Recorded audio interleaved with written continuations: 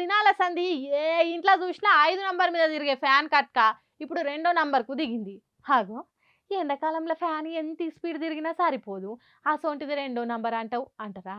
ఎండాకాలం అయిపోగానే సరిపోదు, ఎండలు కూడా కొట్టాలి. ఓ పారి బయటకు పోయి చూడుర్రి ఎట్లుందో వాతావరణం.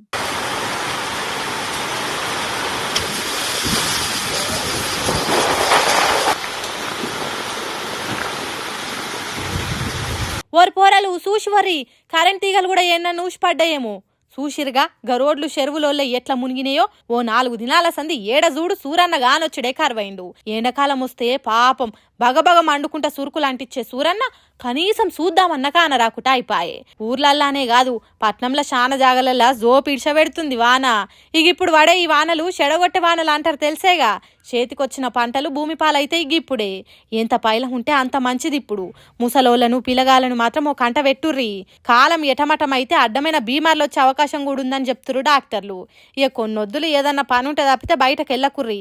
జర వానలోడ్చేదాకా ఉడుకుడుకు తిండేది నుర్రి, పానం కింద మీద కాకుట్టుంటది. ఎంత జల్దీ వీలైతే అంత జల్దీ ఇండ్లకి చేరుకోర్రి. ఏమంటున్నాం పైలమ్మలా?